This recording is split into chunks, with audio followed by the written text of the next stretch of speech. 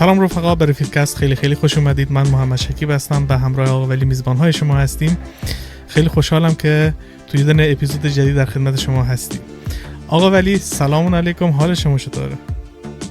سلام علیکم خدمت شما همه شنوندگان عزیز ما. الحمدلله منم خوبم، خدا رو شکر. شما چطوری؟ حال شما خوبه؟ چه خبرها؟ خوش میگذره بهتون؟ سلامت باشی آقا ولی. تشکر. منم خیلی خوب هستم. دلتنگ شما بودیم، خیلی وقت بود با هم دیگه اپیزود ضبط نکرده بودیم. بله، خیلی خوشحالم که الان میتونیم این اپیزود رو ضبط کنیم. هفته شما چه شروع بود آقا ولی؟ هفته گذشته چیکارا کردی، چیکارا نکردی؟ یک هفته من و شکیب جان نبودیم، خیلی دلتنگ شده بودیم برای مخاطبینمون. اونها هم من مطمئنم که دلشون برای ما خیلی تنگ شده بوده و ما دوباره برگشتیم این هفته و با موضوعات جدید دوباره صحبت کنیم من و شکیب جان. و میدونم که مخاطبین ما شاید بپرسن شما چرا نبودین یک هفته. من و شکیب جان هفته که گذشت یه خورده یه آپدیتی داشتیم روی سیستم هامون و همچنین یه خورده مشغولیت هایی که من داشتم و همچنین آقا شکیب داشتن و کل هفته رو ما متاسفانه نتونستیم که ضبط داشته باشیم، ولی خوشبختانه این هفته یک شنبه من و شکیب جان اومدیم دوباره که با مخاطبینمون صحبت کنیم و باهاشون یک موضوع خیلی جالب رو باهاشون به اشتراک بذاریم. دقیقاً آقا ولی من خیلی خوشحال هستم که دوباره، البته شنونده های ما باید بدونن که آقا ما الان بار دومی که داریم ضبط بکنیم به خاطر سیستم جدیدی که خریدیم. این سیستم مشکل تکنیکی داره تا بتونیم کیفیت صدا رو درست کنیم. اینا فکرها الان 2 بار شد یا 3 بار شد، 2 بار شد که ما ضبط کردیم ولی صدا مشکل. الان دقیقاً 2 ساعت شده که ما داریم روش کار میکنیم.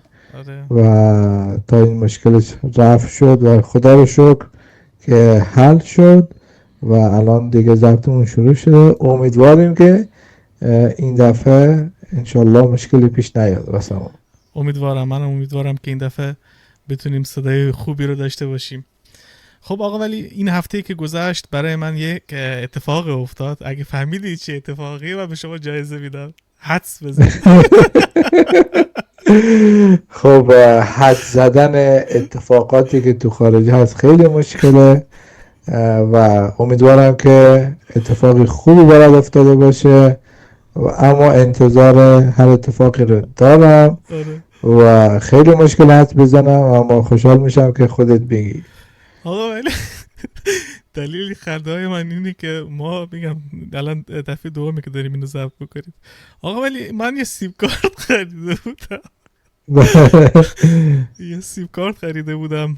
بعد این سیم کارت اولش که من اینو خریدم اون شرکت، اون کمپانی به من یک وعده هایی داد که بعدش که این سیم کارت به دستم رسید دیدم که نه سرعت اینترنت خوبی داره، نه کیفیت خوبی داره.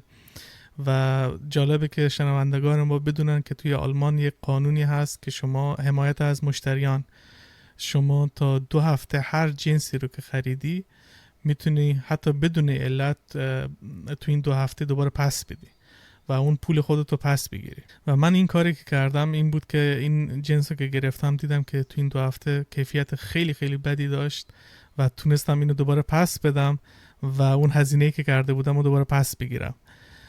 و همچنین تو این هفته یک اتفاقات دیگه هم که افتاد برای من، مثلا این بود که شاهد یک آب و هوای خیلی درجه یکی بودیم آقا ولی. من تا حالا شما دیدی که هم آفتاب باشه هم بارون بیاد آقا ولی؟ دیدم اما خیلی جالبه. خیلی جالبه. من توی آلمان اولین بار بود که این صحنه رو دیدم. اینجا که من کلا منطقه‌ای که ما هستیم هامبورگ کلا ابریه و خیلی بارون خیلی زیاد میاد، ولی این که هم آفتاب باشه هم بارون بیاد تا حالا من ندیده بودم و امروز شاهد این صحنه بودیم که هم آفتاب بود هم بارون داشت بیومد و یک مردم هم خیلی داشتن کیف میکردن. هوا تقریبا یک متعادل بود، مردم داشتن بیرون قدم میزدن برای خودشونو و یک هوای درجه یکی داشتیم امروز. این از هفته ما. خوش به حال شکیب و جان. هفته شما چجوری بود آقا ولی؟ تو این هفته که گذشت من خبرهای خوبی خدا شنیدم رو از سمت شکر. شما چیکار کردید؟ بله بله، منم مهمان داشتم شکیب جان، خیلی خوش گذشت، جای شما خیلی خالی بود. اه، داداشام از آلمان اومدن ویرجینیا، یه هفته مهمان بودیم و خیلی خوش گذشت. رفتیم واشنگتن، نیویورک و داخل ویرجینیا گشت و گذار داشتیم.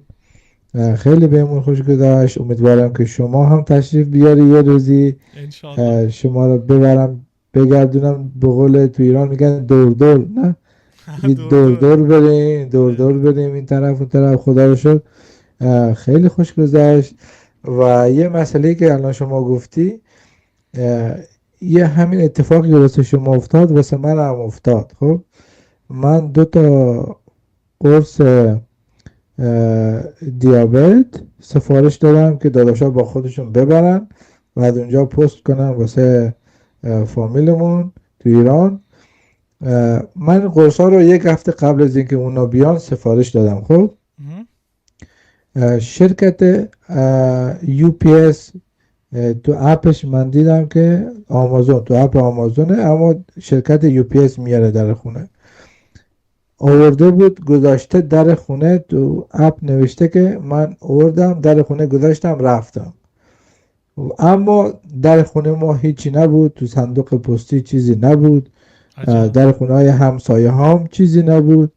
یه هفته گذشته بود و ما یه هفته درگیر همین رفت و آمد توی شهرهای مختلف آمریکا بودیم که وقت نشد خوب نگاه کنم. بعدش دیدم نیومد قرصه، رفتم تو همون شرکت آمازون تماس گرفتم باشون، گفتم که این نیومده هنوز و اونها هم بدون اینکه از من سوال بپرسن پول من رو به من پس دادن و یعنی خوشبختانه مشکلی پیش نیومد. شما خب از بهتره که بگیم به شهروندامون اینو.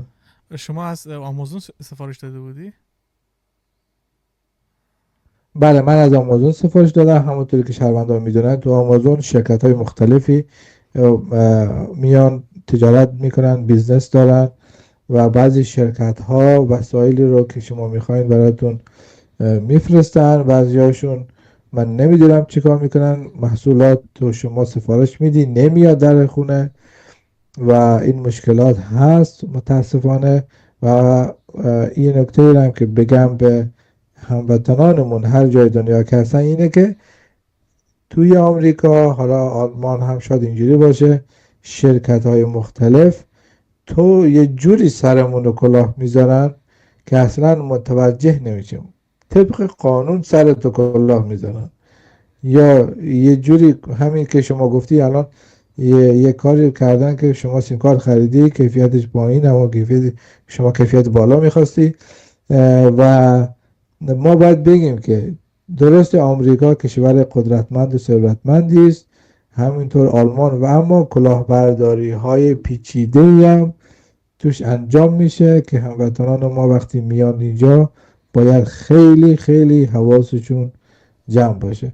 خب هست مسائل مختلفی اتفاق میفته که یکیش همین کلاهبرداری هاست و خیلی اتفاقهای دیگه هم که اتفاق میفته برای مردم، برای خانواده ها، به خصوص جوونا، زن و شوهرها، اتفاقات خیلی ناگواری واسهشون اتفاق میفته. آلمان هم فکر میکنم همینجوری باشه شکیب جان. دقیقا اینجا ما یک قواعد و قوانین مخصوصی داریم برای خرید، مخصوصا شرکت هاست، چون هر شرکتی اینا یه جوری مثلا اون کارمندای اون شرکت تربیت شدن که یک جوری از تو پولو بکنن، یعنی تو رو یه جوری خلاصه سر کیسه کنن، یه جوری اون جنسشون رو بفروشن و اون پولشون رو دریافت کنن، چون اینا کمیسیون میگیرن. مثلا برای همین سیم کارتی که من گرفته بودم، اون سیم کارت مثلا شاید 1% خیلی کمی مثلا اون کمیسیون اینا میگیرن هر ماهه و بعد 10 تا مشتری مثل من داشته باشن، مثلا این مبلغشون براشون یک مبلغ خوبی میشه. و برای همینم خیلی سعی میکنن شما اگر شما از قواعد و قوانین آلمان آگاه نباشید، خیلی از این فروشنده ها کلا سر شما میذارن. یعنی یک جنسی رو یک جوری به شما قالب میکنن که شما هزینه خیلی بیشتر از معمول رو باید پرداخت کنید برای یک کیفیت خیلی بد. از اونجایی که ما اطلاعات و اینا رو کسب کردیم، طی این سالها یاد گرفتیم و یواش یواش اینو از این طرف اون طرف یاد گرفتیم، این کلاه گذاشتن سر ما الان براشون سخت‌تر شده. و من هم اینجوری میگم، این چیزو که این اتفاقی که برای من افتاد، منم سریع تونستم طبق اون قانون حمایت از مشتریان تونستم اون حق رو دوباره پس بگیرم و اون جنس بی‌کیفیت رو پس بدم. خب این هفته ما بود آقا، ولی دیگه چه خبر؟ شما چیکار کردید توی هفته؟ شما که مهمون داشتید و گرفتار مهمون و این طرف اون طرف و بله خدا رو شکر، مهمونا که خدا حالا رفتن دیگه و امیدواریم که برگردن انشالله در یه وقت دیگه. و هفته هم که گذشت خب ما خبرهای متفاوتی شنیدیم از سرتاسر دنیا، افغانستان و جاهای دیگر، اما یه اتفاقاتی میفته شکیب جان تو خارج و که آدمو خیلی طوری آدم میشه که واقعا حسرت میخوره برای اون خانواده ها، مخصوصا اتفاقایی که واسه خانواده ها میفته. مثلا تو همین شهر ما یه زوجی بودن که تازه اومده بودن، یه 2-3 سالی میشده که اومده بودن و اینا، اون زوج شوهر اون خانم بعد از 6 ماه 1 سال رفتارش با خانوادهش عوض میشه و در نهایت منجر به طلاق و بچه ها هم که همراه با مادرشون به امان خدا رها میشه. و متاسفانه اینطوری هست که البته میگن که دنیا خیلی فریبنده است، این واسه خیلی اتفاق میفته که اینم یه نوع از همون کلاهبرداری هاست شکیب جان. خیلی ها میان عمدن با یه خانوم با یه آقا بدون اینکه در نظر بگیرن متأهل یا مجرد باش در ارتباط میشن که ازش استفاده کنن به نفع خودشون، که این باعث شده که خیلی از خانواده ها از هم جدا بشن و یه جوری خانواده از هم فرو بپاشه. خب شکیب جان در مورد آلمان توضیح میدن که چجوری دولت حمایت میکنه، اما تو آمریکا این مسئله کاملا متفاوت هست که وقتی یه نفر میاد و جدا میشه از هم، چه کمک های دولت بهش میکنن، چه اتفاقاتی براشون میفته و اینکه چرا خانواده ها هم جدا میشن توی کشورهای خارجی، چون این خیلی مسئله مهمیه و من و شکیب جان میخوایم توی این اپیزود در مورد این موضوع صحبت کنیم. این چیزی که گفتی آقا، ولی برای منم اینجا من شاهد این موضوع بودم، یعنی خیلی ها رو دیدم که خانواده‌ای بودن که به حساب از سابق ازدواج کرده بودن، یا اینی که مثلا یکیشون اینجا بوده و اون یکی مثلا از اون کشورهای ما ازدواج کردن و از طریق پیوند خانواده اینا تونستن بیان اینجا و بعدش دوباره اینا طلاق گرفتن بعد از چند سالی. یا این که مثلا مهاجرایی رو من خیلی زیاد دیدم، چون توی یک دوره از زندگیم وقتی اینجا بودم تو همین با مهاجرا خیلی ارتباط زیادی داشتم، با این مهاجرایی که تازه از ایران و افغانستان میان. اگه واقعیتشو بگم آقا، ولی شاید تا الان دور و بر 15 تا از این خانواده رو من دیدم، 15 یا 16 تا این دور و برا که من دیدم، خانواده‌ای که از خلاصه کارشون به طلاق کشیده و از هم دیگه جدا شدن. شما شاید این بود؟ چند نفر رو تا حالا دیده آقا ولی که خانواده‌ای که طلاق گرفته باشن اینجوری؟ البته منم خیلی ها رو دیدم و چند وقت پیش گزارشی از BBC رو هم دیدم که هزار زوج بودن که بعد از اومدن به خارج از هم جدا شدن، که این خیلی مهمه که من و شکیب جان در موردش صحبت کنیم، دلایلش رو بگیم چرا اینا میخوان از هم جدا بشن، چه دلیلی داره. ولی نظر شما چیه؟ چرا مثلا به نظرت اینا جدا میشن؟ خیلی خیلی مهمه هموطنان مهاجر که هستن اینو حتما با دیگران به اشتراک بذارن و که اونا استفاده کنن از این اپیزود. یکی از دلایل شکیب جان به نظر من این محیط، خب محیطی که الان توی غرب یعنی یه محیط آزادی هست که زن و مرد حق انتخاب دارن، برعکس افغانستان که مجبور به زندگی با هم هستن. و البته بگم که این خودش یه چیز مثبتی هست که خانواده ها از هم بعضی وقتا یه خانمی تحت شکنجه است و یه آقای، یعنی اینا نمیخواستن با هم ازدواج کنن به زور، چون محیط فرنگی طوری بوده که باید با هم اون عذاب و رنج رو تحمل میکردن. الان که اومدن اینو از این کم شده، یعنی گذاشتنش کنار و این یک نکته خوبیه. اما اکثر مواقع خانواده هایی که بودن که خیلی با هم خوشحال بودن و وقتی که اومدن اینجا به دلایل مختلفی از هم جدا شدن. یکی دلایلش همین آزادی هست که توی غرب هست و خانم هایی که با حقوق زنان آشنا میشن، اینا اینو برداشت غلط میکنن ازش و فکر میکنن که پس وقتی که اومدن خارج بنابراین باید اون طوری که دلشون میخواد زندگی بکنن و حتی بیخیال شوهرشون بشن و کنارش بذارن، در حالی که بنیاد خانواده توی غرب هم خیلی مهمه. توی آمریکا و آلمان به خانواده خیلی احترام میذارن. خانواده ها یعنی یکی از همین دوستای ما که من میشناسمش، زن و شوهری که از هم جدا شد، همون کلاهبرداری توی این محیط که انجام میشه. یه آقایی میاد به یه خانومی پیشنهاد دوستی میده و بهش از قوانینی میگه که میگه تو آزادی، هر کاری دلت میخواد بکن. شوهرت مثلا اگر بهت زور میگه یا بهت حرفی میزنه تو نباید حرفشو گوش بدی، اینجا آزادی هست، از حق خودت دفاع کن و حتی بذارش کنار.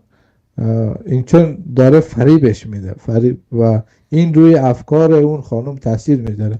خب اینجا ما دیدیم اگر یک تماس بگیره به پلیس میاد و کلا اون مسئله رو ختم میکنه، میگه حق نمیده به اون آقایی که خانومشو یا حتی یه صورتی بهش بزنه، حتی یه آزار کوچیکی بهش بده یا پول بهش نده، خرجی رو نده، خرج خونه رو نده. خب اینا باعث میشه که البته زن و مرد فرق نمیکنه، مردم همینجوری از طرف یه فرد سومی اینا تو زندگیشون دخالت صورت میگیره و باعث میشه که اون خانواده از هم فرو بپاشه. و یه مسئله دیگه هم هست که مسئله کار است که چون زیاد کار میکنن خسته میشن و مشکلاتشون بالا میره و نمیتونن از پس خیلی از مسائل بر بیان، به خاطر همین از هم جدا میشن. آره این دلایلی که گفتید کاملا هست، اینا توی این جامعه من دیدم، خیلی زیاد دیدم.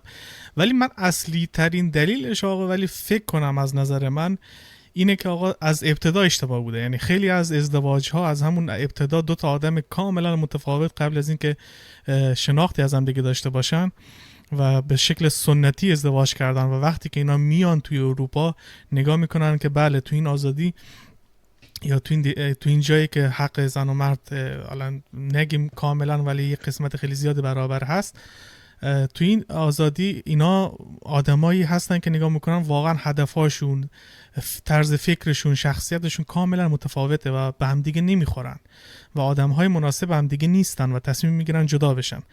اینجا البته این نوع جدا شدن که هر دو نفر به این نتیجه رسیده باشن یا آسیب کمتری داشته باشه برای هر دو نفر، این از نظر من اونقدر اشکالی نداره. یعنی تصمیم خودشونه، واقعا اوکیه. وقتی که دو نفر به درد هم دیگه نمیخورن هیچ اجباری توی اروپا نیست که شما حتما باید بمونید. تازه اینجا یه تحقیقاتی شده و ثابت شده که آقا وقتی که زن و شوهر با هم دیگه مشکل دارن و به درد هم نمیخورن، وقتی به زور کنار هم دیگه باشن همیشه دعوا میکنن و اگر فرزندی داشته باشن، بچه داشته باشن، بچه هاشون تو این دعواها آسیبات روانی خیلی زیادی میخورن، آسیباتی میخورن، صدماتی میخورن که سالها باید دوباره اینا رو بردارن آسیباتشون رو درست کنن. بس به همون بهتر که آقا شما وقتی که به درد هم دیگه نمیخورید از هم جدا بشید. این یه قسمتیه، ولی یه قسمتی دیگه، قسمت‌های دیگه وجود داره، دسته‌های دیگه وجود داره، گروه‌های دیگه وجود داره که هر، باور کنید آقا ولی هر طلاقی که اینجا توی اروپا اتفاق افتاده، هر طلاقی رو باید خود اون طلاق رو به شکل جداگانه مورد بررسی قرار بدی، چون نمیشه یک قضاوت کلی کرد در مورد همه طلاق ها. هر کیسی، هر طلاقی، هر موردی به شکل جداگانه باید مورد بررسی قرار بگیره. مخصوصا مثلا من همین چیزی که شما میگید، منم خیلی دیدم که متاسفانه یه مردی رو میشناسم که این مرد از طریق اینترنت، این مرد توی یک کشور آسیایی بوده، کشور فقیر آسیایی بوده و تو اون کشور فقیر آسیایی از طریق اینترنت با یک زن آلمانی آشنا میشه، دلبری میکنه، مخ این زن رو به حساب میزنه و بعدش این زن با پول خودش اون مرد رو میاره، بلیت براش میخره، همه چی رو میخره، میاد اینجا و بعد از 2 سال که این مرد تابعیت آلمان میگیره از طریق این زن آلمانی، به این زن آلمانی میگه که بله من همجنسگرا هستم، من نمیتونم با تو زندگی کنم و طلاق میگیرم. و اینجا خیلی باعث تاسفه، شما یه جوری اخلاق زیر پا گذاشتید و سوء استفاده کردید، ربطی به زن و مرد نداره. توی هر دو مورد این هم زنها هم مردها خیلی اتفاق افتاده این موارد و این بعضیا این کارو میکنن که کاملا ناجوان مردانه هست از نظر من و موارد خیلی زیادی که حتما با هم دیگه در موردش صحبت میکنیم. نظر شما چی آقا ولی؟ شما چه چیزی رو تجربه کردید یا دیدید دور و براتون اتفاق افتاده از این مدل طلاق ها؟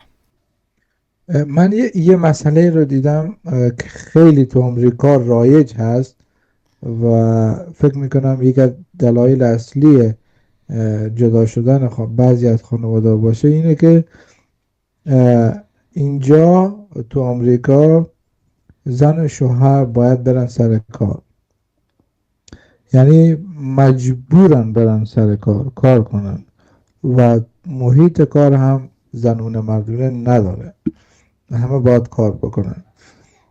خیلی از خانواده ها که میان سر کار شکل جان اینجا بعد از 2 سال با عجله میرن خونه میخرن. خب یعنی نباید، یعنی این اشتباه خیلی بزرگیه که اینا انجام میدن، چون چشم هم چشمی با دیگران دارن، سریع میرن خونه میخرن و از پس هزینه های خونه بر نمیان و این باعث میشه یه فشار و استرسی وارد خونه بشه و وقتی که فشار و استرس وارد یه خونه بشه ناخودآگاه، یعنی خود به خود منجر به خشونت میشه. وقتی که من یکی از همین آشناها تو همین شهر ما بودن که آقای به خانوم میگه قبض و اینا رو تو بده، اجاره رو من میدم، خانوم میگه من نمیدم تو اونو بده، یعنی اختلافی بین پرداخت هزینه ها به وجود میان که این آقا اومد خانومشو متاسفانه با 2 تا بچه هاش با تفنگ از بین برد، یعنی با شلیک گلوله و تفنگ هم که تو آمریکا آزاد هست و با شلیک گلوله هم خود اونا رو کشت و بعدش هم خودشو کشت. چرا؟ به خاطر همین مسائل چه کسی باید هزینه ها رو پرداخت بکنه. و به خانواده هایی که میان آمریکا من توصیه میکنم، هموطن عزیز، شما نیازی ندارید بعد از 2 سال اومدن به آمریکا خونه بخرید. وقتی که کار درست حسابی ندارید خونه نگیرید، چون هزینه های خونه گرفتن خیلی بالاست، هزینه های خونه گرفتنتون خیلی بالا میشه و این باعث میشه که شما چی بشین، فشار زندگیتون بیاد بالا و وقتی که فشار استرس میره بالا حتما این باعث میشه که خشونت خونه بیاد بالا و حتی منجر به جدایی زن شوهر از هم میشه و به بچه هاشون نمیرسن. و میگم یکیش همین خونه خریدنه که اشتباه بزرگی میکنن، که میان بعد از 2 سال یا 3 سال برای اینکه یه خودنمایی داشته باشن، به دیگری نشون بدن که ببینین من چقدر آدم باهوش و زرنگی هستم که خونه خریدم. ظاهرشو برای ما خیلی قشنگ جلوه میده، اما از درونشون خدا خبر است که چه اتفاقی داره میفته. و اینا خیلی زیر یه استرس خیلی بالایی قرار میگیرن که این باعث میشه متاسفانه اکثر خانواده ها از هم جدا بشن و هر که بره دنبال کار خودش و دنبال مسیر خودش باشه. این اتفاق تو آمریکا زیاد میفته و همونطوری هم که شکیب جان گفتن بعضی وقتا از طریق فرد سوم یه فریبی صورت میگیره، یه کلاهبرداری صورت میگیره که خیلی ها رو من دیدم شکیب جان میان، خیلی از خانوما میان به آقایون نزدیک میشن، عمدن نزدیک میشن تا بتونن از این یه پولی به دست بیارن که هزینه های زندگیشونو بدن، یعنی خانوما اخاذی کنن.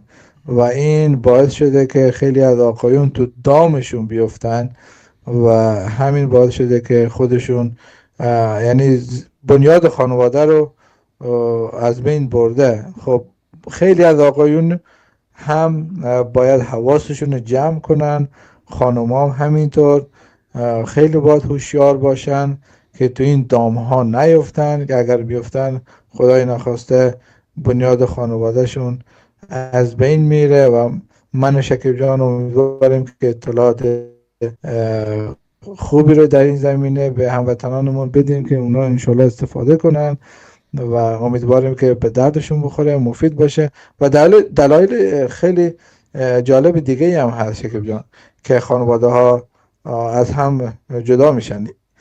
به نظر من اون دلیل اصلی اینه که خیلی از البته آقایون رو میگم، خانومان فرق نمیکنه هستن، اما آقایون بیشتر اونا من و شما هممون یه خود واقعی داریم شکیب جان. خود واقعیمون کامل یه چیز دیگه است.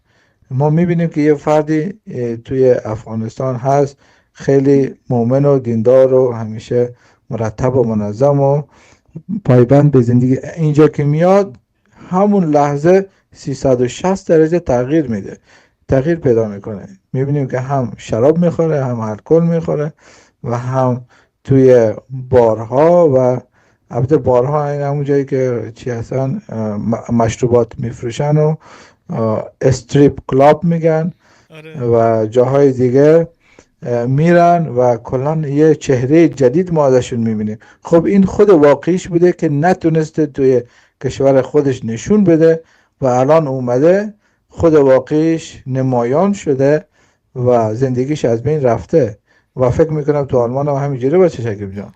دقیقاً این دلایلی که شما گفتین همچنین اینجا هم هست، مسائل مالی، مشکلات فرهنگی و همچنین اینه که ما توی البته اون شنوندگانی که الان توی ایران و افغانستان هستن شاید اینو نتونن قشنگ نتونن منظور منو بفهمن، ولی اکثر آدمایی که الان مهاجرت کردن اینو بهتر میتونن به حساب منظورمو بفهمن.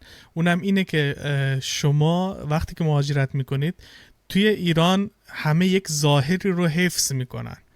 یعنی چی جوری؟ یعنی این آدم مثلا همون چیزی که شما گفتید، یک آدمیه که آقا هیچ حد و مرزی نداره، همه کار همه خلافی رو میکنه ولی اون وقتی میخواد وارد با جامعه مثلا روبرو میشه خیلی آدم کت شلواری شاید باشه، خیلی با احترام صحبت کنه، ولی در باطنش یک آدم 420 به قول خودمون.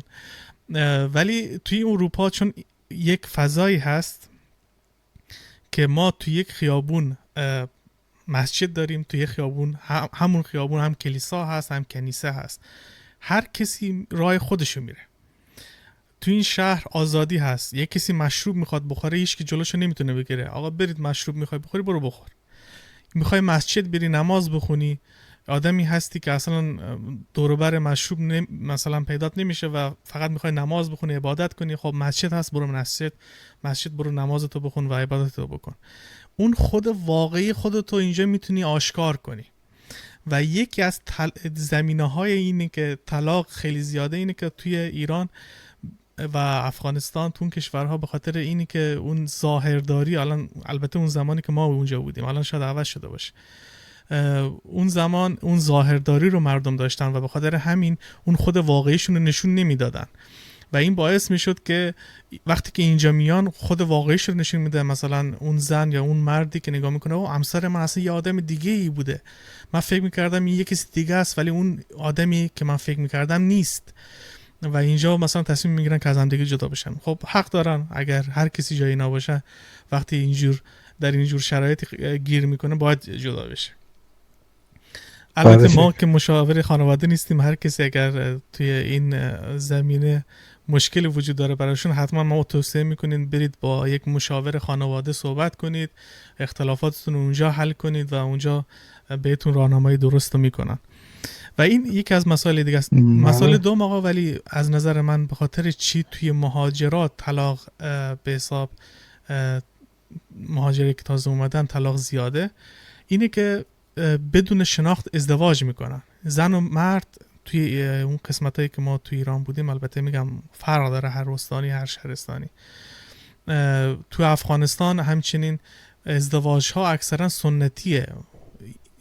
دختر و پسر همدیگه رو اصلا نمیشناسن، نمیدونه این اخلاقش چجوریه، این مرد دست به زن داره، این مرد مثلا بددهنه، این مرد دزده، این مرد شاید یک آدمی باشه که خلافکار باشه و این شناخت رو ندارن و ازدواج میکنن و وقتی میان اینجا نگاه میکنن این آدم یه جوری دیگه است، شرایطی رو مناسب میدونن برای جدا شدن. که آقا من حتما میگم اگر یک همسری دارید که دست به زن داره که 100% باید جدا بشید و اصلا دست به زن و خشونت اصلا جایی نداره توی ازدواج. خلاصه این موارد هم مواردی هست که وجود داره توی این مباحث. و یک مبحث خیلی مهمی که وجود داره توی مسئله ازدواج تفاوت فرهنگیه.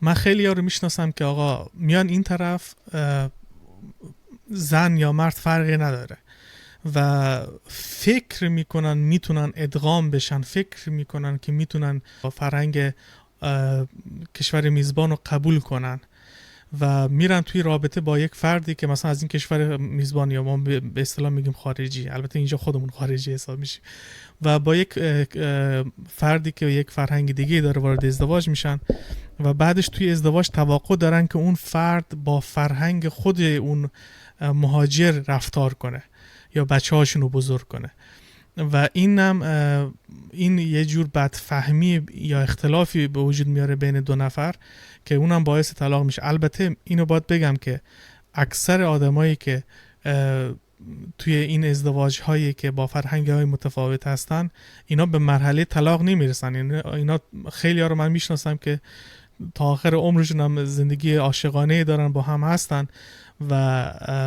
ولی خیلی ها هم دیدم که مهاجرانی که مثلا اینا اینجا اومدن با یه فرد آلمانی یا با فرد آمریکایی مثلا ازدواج کردن و بعداً دیدن که اشتباه کردن و اینم یک از مواردی بود که به نظر من خیلی مهمه آدم بهش توجه کنه. دیگه نظر شما چیه آقا ولی؟ نظر خودت چیه؟ بله، اونجا که شما گفتین خیلی از خانواده ها بدون شناخت ازدواج میکنن، من خیلی ها رو دیدم شکیب جان اینجا میان و میگن که مثلا میگن من فلانی رو دوست داشتم، مرد و زن فرق نمیکنه، اما منو به زور دادن به اون آقا یا به زور با اون خانوم ازدواج کردن. و ازدواج زوری وقتی که تو کشورهای جهان سوم اتفاق میفته، وقتی میان تو کشورهای غربی، این میگن من دیگه همونه که دوست داشتم و میرم دنبال همون، من نیازی ندارم با کسی که دوستش ندارم یه عمر زندگی کنم و من هم نمیخواستمش از اول. یعنی عشق بینشون نبوده، هیچ محبتی بینشون نبوده و اینا میان جدا میشن و میرن دنبال همون کسی که از اول دوستش داشتن، چه مرد چه زن فرقی نمیکنه. خیلی ها رو من دیدم به خود من گفتن گفتن من مثلا خانمی بوده که گفته من این آقا رو دوست نداشتم، آقای بوده که گفته من این خانم رو دوست نداشتم، و چون فرهنگ طوری بوده که مجبور به ازدواج شدن، اینجا که میان رها میشن و میرن دنبال کسی که دوستش دارن. و اگر یادت باشه شکیب جان، توی دوره دبیرستانمون یه چیزی خوندیم به نام نفس اماره و نفس لوامه. یکی از نفسای انسان داره که اون رو به سمت کارهای خوب میکشونه، تشویقش میکنه، و یه نفسی هم هست که اون رو تشویق به کارهای بد میکنه. خب میگم که این از لحاظ روانشناسی وقتی توی یه محیطی قرار میگیری که همه امکانات، همه چیز براتون فراهم شده است، خیلی ما باید مواظب باشیم که به کدوم سمت بریم. باید یعنی یه جوری نفسمون رو کنترل کنیم. کنترل داشتن روی نفس خیلی مهمه که خیلی از جوونا رو من دیدم نفسشون رو نتونستن کنترل کنن و رفتن به سمت روابط نامشروع با دیگران، و این باعث شده که خیلی از خانواده ها از هم فرو بباشه. و میگم که کنترل کردن نفس خیلی امر مهمیه که جوانایی که تازه میان یا اینایی که اینجا هستن باید خیلی مواظب خودشون باشن. درسته محیط آزادی هست، اما تلاششون رو بکنن روی نفسشون کار کنن و جلوی خودشون رو بگیرن. خیلی ها رو من دیدم شکیب جان، اگر شاید اونجا هم اتفاق افتاده باشه، خانواده هایی هستن که ضربه های سنگینی از این مسائل خوردن و که جبران ناپذیر شده، و امیدواریم که هموطنان ما این اپیزود به دردشون خورده باشه و حتما با دیگران به اشتراک بذارن. و من شکیب جان انشالله توی پادکست های بعدیمون یه موضوعاتی رو به طور اختصاصی در مورد یک کیس مختصر حتما باشون توضیح میدیم و حرف میزنیم.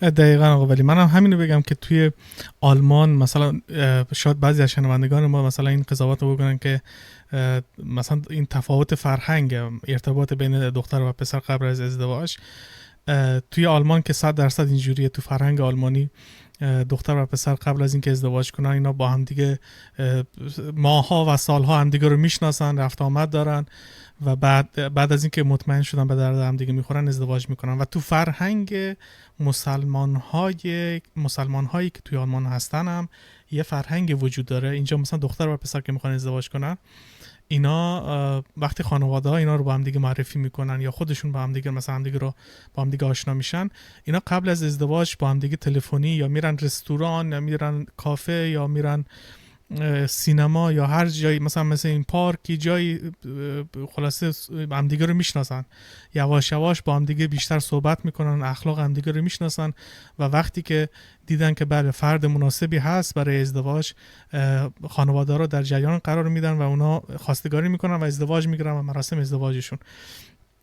تو این مدل ازدواج هایی که بین مسلمان هایی که به شکل آگاهانه و شناخت کامل با هم ازدواج کردن بدون دخالت خارجی، اینا طلاقشون خیلی کمتر از کسایی هستن که به شکل سنتی ازدواج کردن و یا به زور یا به دخالت کسی دیگه ازدواج کردن و بعد از 1 سال 2 سال 3 سال 4 5 یا 7 سال خلاصه اینا میفهمن که بله به درد هم دیگه نمیخورن و جدا میشن. ما آرزوی سلامتی داریم برای همه افرادی که ازدواج کردن یا ازدواج نکردن یا در شرف ازدواج هستن. خب آقا ولی سخن پایانی. بله همونطوری که گفتم هموطنان عزیز ما، اگر کسایی که تو خارج هستین و کسایی که میخواین بیاین خارج، خیلی مواظب خودتون خانواده‌تون باشید. تلاش کنید که خانواده‌تون رو نگه دارید، با هم با خوشحالی و خوشبختی زندگی کنید و این اپیزود ما رو با دیگران حتما به اشتراک بذارید و اگر فکر میکنیم ما چیزی رو کم گذاشتیم و در موردش صحبت نکردیم، حتما کامنت کنیم. اگر نکته رو نگفتیم حتما شما یک کامنت بذاریم و ما خیلی خوشحال میشیم و امیدواریم که این پادکست من خیلی براتون مفید باشه. خیلی ممنونم که وقت میذارید و میشنوید.